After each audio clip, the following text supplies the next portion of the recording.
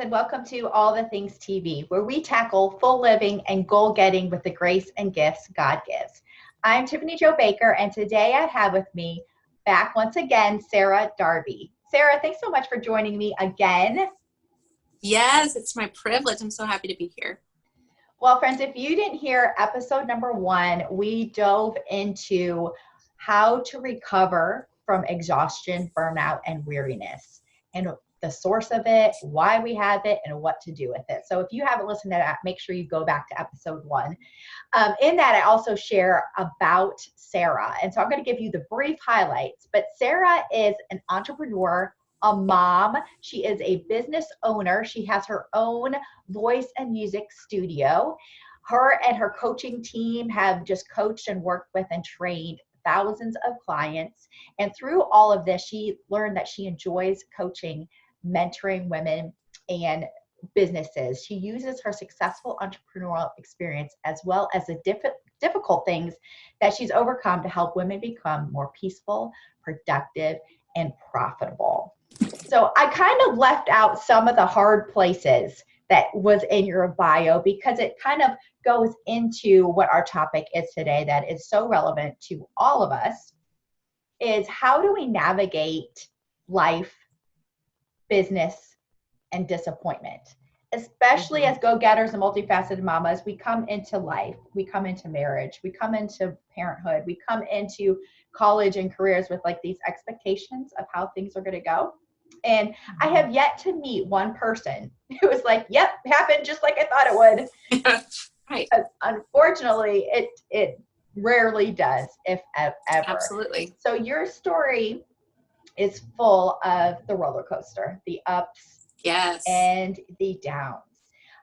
So feel free to mention what you want to about your story, but as you do, could you kind of share like how through your journey you've reconciled the hard places, the disappointments in life and in business with a good God? Absolutely. Yeah.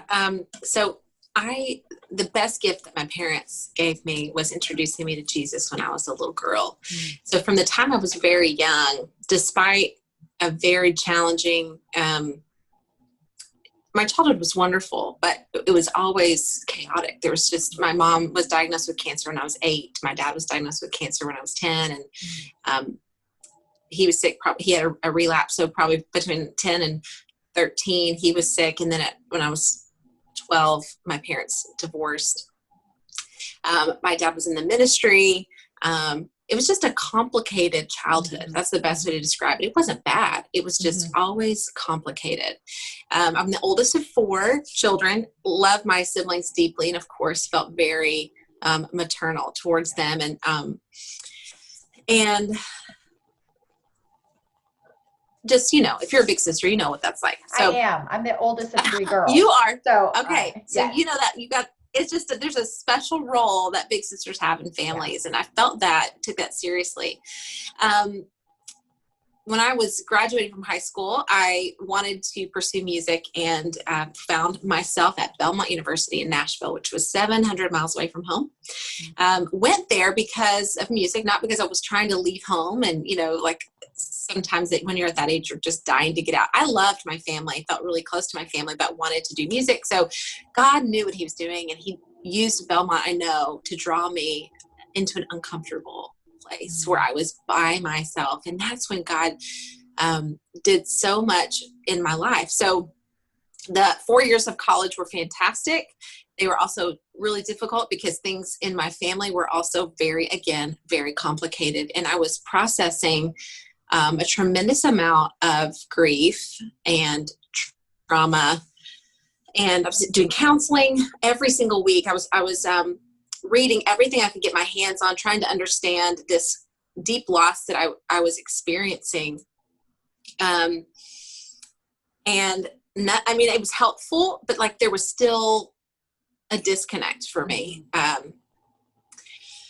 And when I was 23, I was just out of college. When I was 23, out of the blue, I was diagnosed with cancer. And it was pretty much the same thing that my mom and dad both had. I had non-Hodgkin's lymphoma. They had Hodgkin's lymphoma. So Very similar, very Wow. strange, very odd. Mm. How does that ever happen? Who knows? Wow. But I was, in fact, diagnosed with the same thing.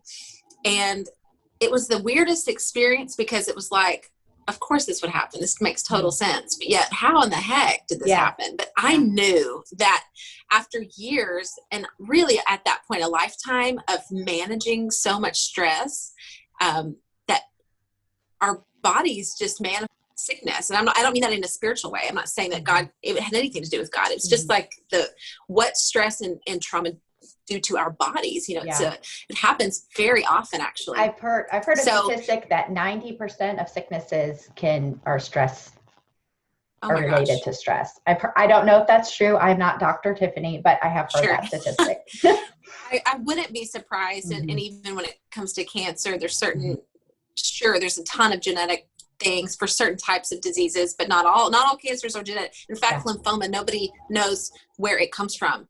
That's a whole nother conversation, but it literally, for a very healthy 23-year-old, it hit me out of the blue. And when I went to the oncologist, when I had a CT scan, the tumor actually was wrapped around my heart.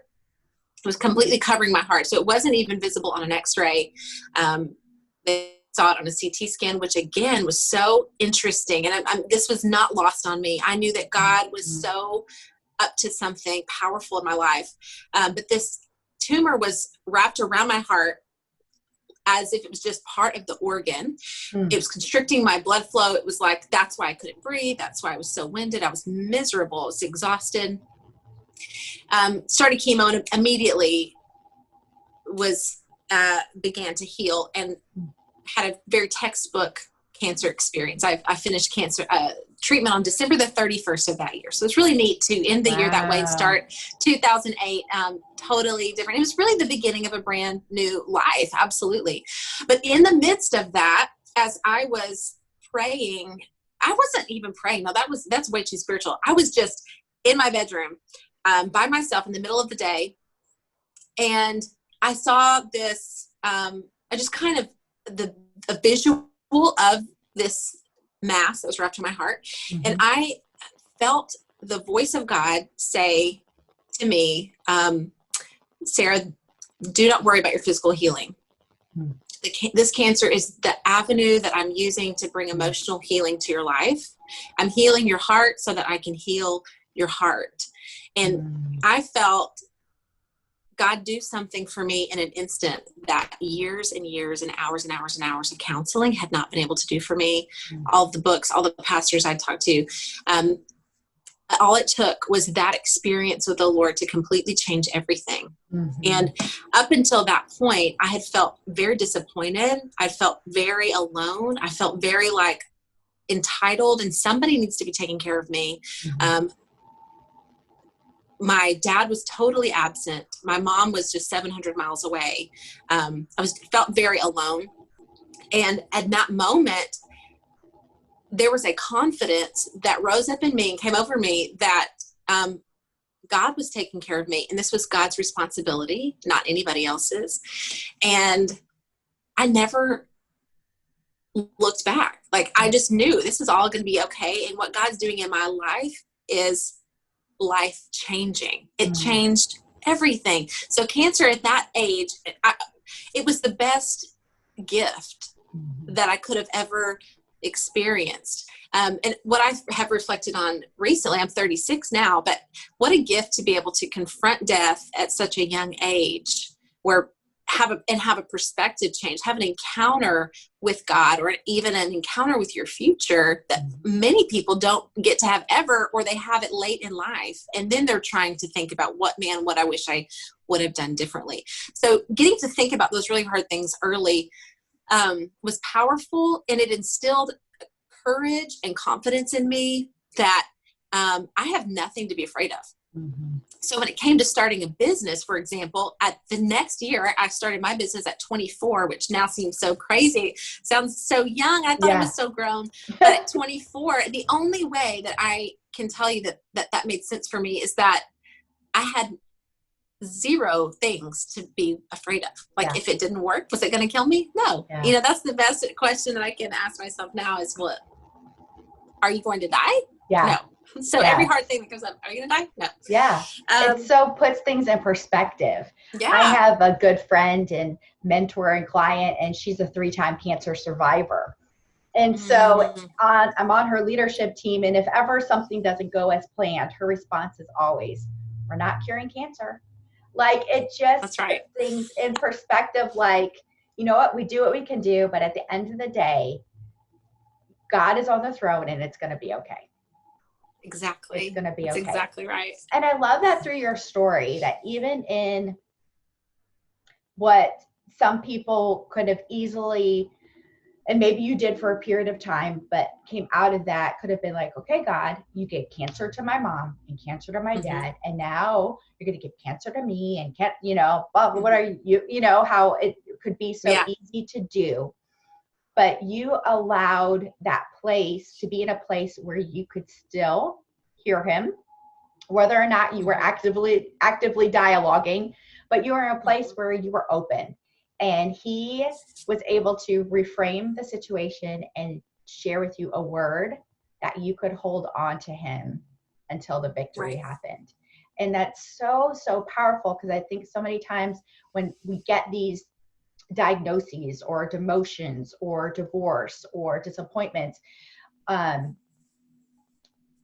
we can try to hold on to things, but not the right things. And when we can get a clear word from God on what the situation really is and what he's going to do with it, I mean, it's life changing. It's life changing. And we don't have to, I think when we're chasing answers, a lot of times people get stuck in their trauma because they need an answer. And I felt that for a long time. I needed things to make sense. And I was just committed to like figuring this out. I need all of these hard things to make sense to me. And of course they weren't. There's so many difficult things that we navigate in life are really out of our control. They really are. I never struggled with where is God, or I don't know why. I don't. A lot of people who were raised similar to me, who also had a early faith experience, still struggle with a good God allowing bad things. I don't. None of us are ever really going to have an answer for that, and I don't trust anybody who says that they do have an answer for that. But what I can tell you is that it is not helpful to chase answers to things that are not going to be answered until we get to the other side. Only God can give full and complete insight and resolution to things, and more likely than not, it's not going to happen here on earth. The grief that I was processing still, totally unrelated to cancer, but what I was trying to figure out, all of a sudden I didn't need the answers for that anymore.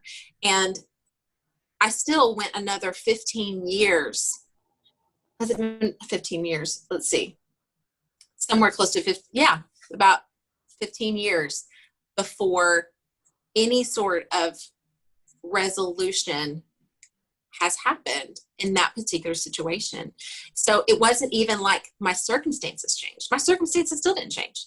But it was like there was a peace that came over me, and a freedom not to look for answers anymore, and to just trust God to take care of me and what I needed. And he has been so faithful to do that. That's so powerful. And I think sometimes when we're looking for those answers, we expect them to be so logical. And like in the thing that God gave you to hold on to, he said, correct me if I got this wrong, but I'm healing your heart so I can heal your heart. Like, that's just so God, to be able to take something that is potentially awful and life-threatening to do a complete transformation work and bring it out on the other side, because his way is so different and so much higher than our ways, that when we try to find answers, like, we're not on the same wavelength. Like, we're not in the same realm of understanding how all the pieces fit together and how he just weaves it together. and composes it and makes a masterpiece. It's just amazing. Well, what would you say to somebody who is in the thick of it and they're realizing that they're in just that low place where they're just disappointed, life is hard, they don't know what to do? What would you say to them if they're at that place right now? Get back to the basics, the things that you know are true, and focus on what you know is true. True about God, true about your situation, and true about yourself. For example, you're in the middle of a crisis and it feels completely overwhelming. But there are things in that crisis that are within your control. Things like, let's take a divorce, for example. It's just not what I was looking for, not what I thought would happen. Our mind can distort the truth. We can and it's like unraveling. And it can happen really quickly. It just takes one thought that may be partially true, but then it snowballs into something that is just so wild, but we can believe that. So focusing on what is true about my situation. Well, what is true is that I have everything that I need. I have everything I need today. I am loved. This isn't what I was expecting. This isn't what I planned for. But God promised me that I have a future and it is hopeful in Him. And on and on and on. Of course, depends on your situation, what you're going through. But when you're navigating things that are brand new, give yourself grace because you've never done this before. Yeah. And pretty much everything in life, there's just not a rule book. Unfortunately, there's not any person, not even a counselor, who can tell you exactly how to navigate what you're going through, because nobody has walked in your exact shoes. Nobody. And a lot of times, once again, we want somebody to tell us how we're supposed to process this, navigate this. How should I be feeling? Is this normal?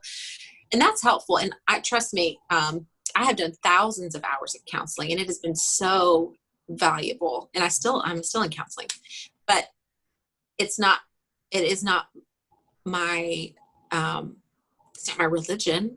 And even the best of the best counselors, they still can't, they're not the ultimate authority on how to deal with this. So I believe that when we get really quiet and ask God to reveal truth and listen, God will reveal truth and bring us right back to the basics of what we do know. And when our minds are spinning, it's very normal. Just stop the spinning with, okay, what's true? Is that true? That thought that I have, is it true? Do I know that it's true? And if it's not, then we can't dwell on that. We have to dwell on truth. Disappointment is, how do I say this? It's the worst. Disappointment is just the worst. And it's connected to our unmet expectations. When we have an expectation about life, how things were supposed to be, how things were supposed to look, and oh my gosh, my life today looks nothing like I ever imagined. It's been a series of incredible victories, but it's been a series of really difficult disappointments. The only freedom that I feel is letting all of that go and knowing that, no, this isn't what I planned. But God is the very best at,